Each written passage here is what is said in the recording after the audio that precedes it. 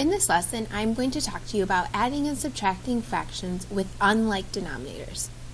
The most important rule to remember when adding and subtracting fractions is that the denominators must be the same in order to either add or subtract. So when I look at letter A, I have 5/8 plus 1/4. I can see that my denominators are different. Therefore, I'm going to have to change either one of the fractions or both of the fractions so that I have the same denominator. So the first question I want to ask myself, is there anything I can multiply the smaller denominator by to get the bigger denominator? In this case, I can multiply 4 times 2 and get 8. So that means I am going to be changing this fraction. So if I multiply 4 times 2, I must multiply the 1 times 2.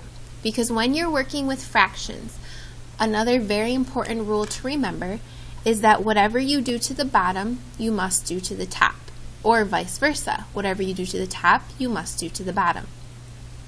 So this 1/4 now changes. 1 times 2 is 2, and 4 times 2 is 8. Now I can add these two fractions together because they have the same denominator. When you add two fractions with the same denominator, all you do is add the numerators together. The denominator remains the same, so this denominator will be 8. And then I add my numerators. 5 plus 2 equals 7. So therefore, 5/8 plus 1/4 equals 7/8. Same thing with letter B. First question I want to ask myself is, are my denominators the same? Since they are not, I know that I'm going to have to change either one of my fractions or both of my fractions so that I have the same denominator. So the first question I want to ask myself is there anything I can multiply by the smaller denominator to get the bigger denominator? In this case, I can multiply 5 times 2, and that will give me 10. So this fraction is going to stay the same. This is the fraction that's going to change. Now, since I multiplied the bottom by 2, I have to multiply the top by 2. So this fraction changes. 2 times 2 is 4. 5 times 2 is 10. Now I can subtract these two fractions because they have the same denominator. 6 minus 4 is 2. And then I bring the 10 over. Because remember, when we add and subtract fractions, the denominator stays the same.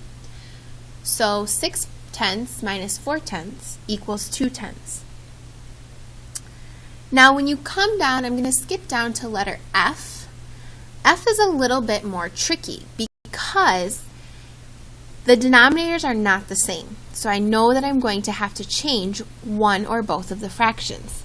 However, there is nothing I can multiply by the smaller denominator to get the bigger denominator.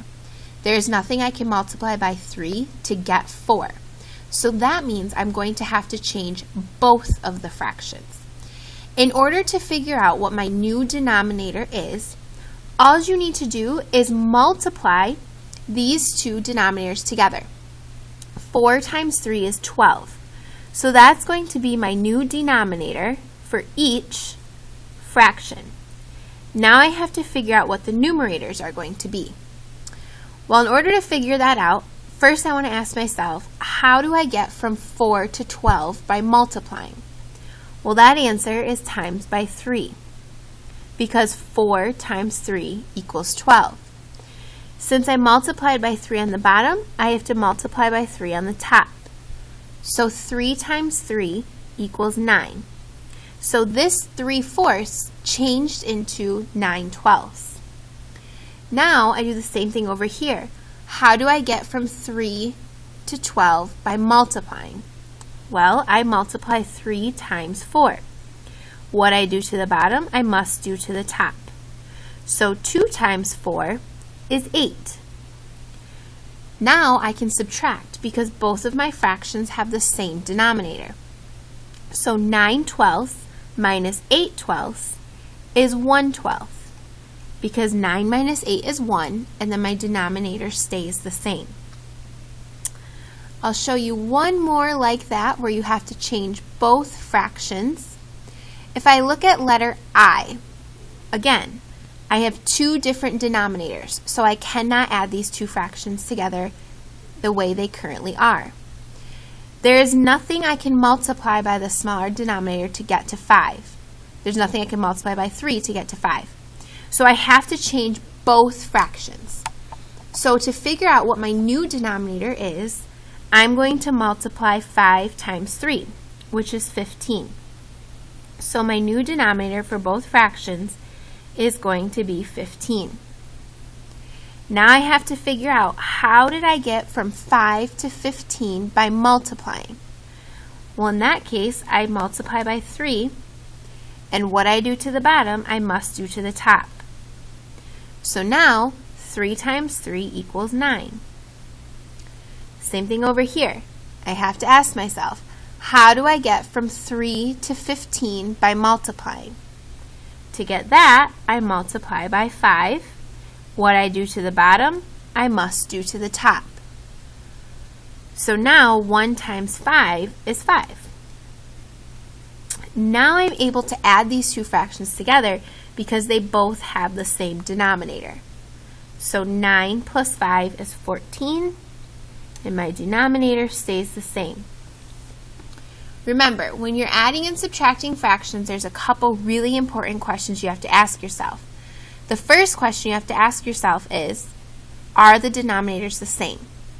If the denominators are the same, you can just add right away or subtract right away, like we did up here, because the denominators are the same. If the denominators are not the same, you know you're going to have to change either one or both of the fractions. If the smaller denominator can be multiplied to get the bigger denominator, you only have to change the fraction with the smaller denominator.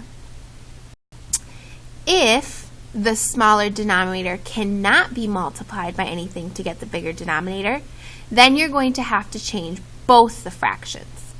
And in order to do that, if you just multiply both denominators together, that will give you your new denominator. Once you have your new denominator, you have to figure out how did you get from your old denominator to your new denominator by multiplying. And remember, as always, in fractions, what you do to the bottom, you must always do to the top.